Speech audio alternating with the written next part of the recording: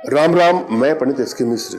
किसी का संभोग वशीकरण करना चाहते हैं, किसी युवक युवती स्त्री पुरुष का, तो यह प्रयोग आजमा के देखिए।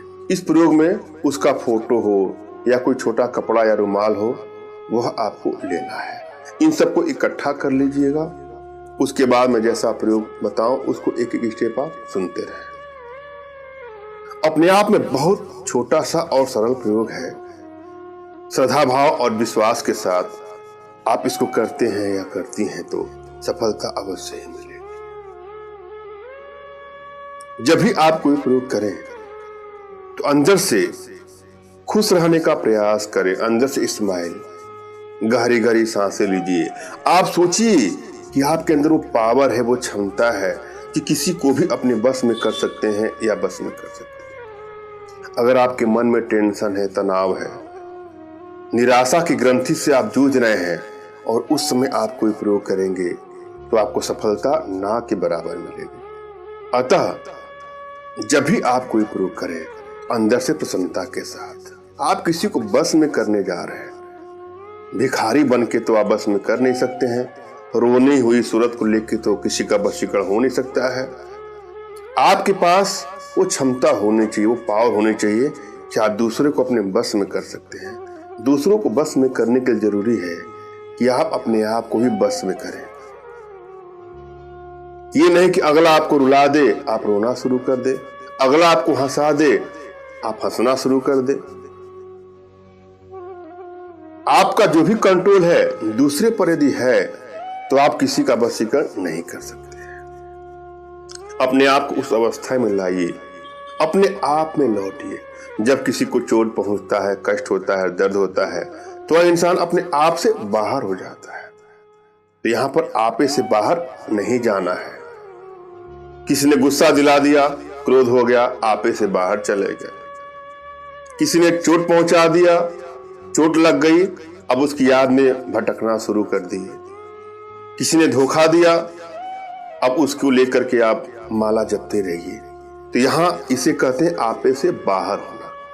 पहले अपने आप को अपने आप में ही लौटना है। अपने आप में आने का प्रयास तमाम योगिक क्रियाओं के माध्यम से की जाती है। हमारे माध्यम से भी आप अपने घर बैठे सीख सकते हैं, लेकिन जरूरी है अंदर से खुशी का भाव, चेहरे पर स्माइल का भाव। उसके बाद कोई प्रयोग करे, देखिए सफलता क्यों नहीं मिलती है। और दूसरा चीज, आप जब भी कोई प्रयोग करने जा रहे हैं तो प्रयोग के प्रति ईमानदारी से विश्वास रखिए। अपने इष्ट पर विश्वास रखना है, अपने आध्यात्मिक गुरुदेव पर विश्वास करना है। फिर सफलता क्यों नहीं मिलेगी। लेकिन एक बात का आपको और भी ध्यान देना है। किसी को ब्लैकमेल करने की नीयत से, चीट करने की नीयत से, हानि या क्षति पहुंचाने की नीयत से कभी कोई प्रयोग का दुरुपयोग ना करिएगा। खासतौर से जो मैं अपने वीडियो के माध्यम से आप लोग को देता हूं।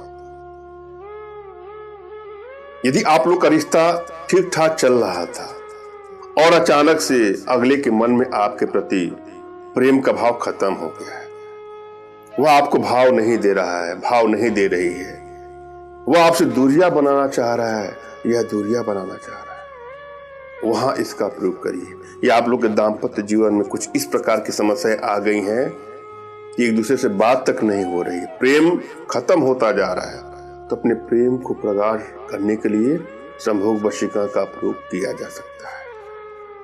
मगर किसी के नैतिक मूल्यों को हानि पहुंचाने के लिए कानून के दृष्टिकोण से कुछ गलत करने की नीयत से अगर आप कोई काम करते हैं तो इसके परिणाम बुरे भी हो सकते हैं। अगर आप कोई प्रयोग करते हैं और आपको सफलता नहीं मिलती है तो हो सकता है कि आपके भीतर वशीकरण पावर के प्रभाव में कुछ कमी हो। अगर आपकी एनर्जी बैलेंस है तो किसी प्रयोग में तुरंत ही आपको सफलता मिल जाएगी। और यदि एनर्जी बैलेंस नहीं है तो आसानी से सफलता नहीं मिलती है। अतः आवश्यकता है अपने एनर्जी को बैलेंस करना। अगर आपको नहीं पता है कि एनर्जी आपकी बैलेंस है कि नहीं है तो अपना तुरंत का खींचा हुआ फोटो भेजिएगा। मैं आप लोग की एनर्जी को रीड करके आप लोग का उचित मार्गदर्शन करूंगा। हम चलते हैं प्रयोग पर। जब भी आप किसी के लिए प्रयोग करने जाएं, किसी को बस में करने जाएं, तो टेलीपैथी का भी आपको अभ्यास करना चाहिए।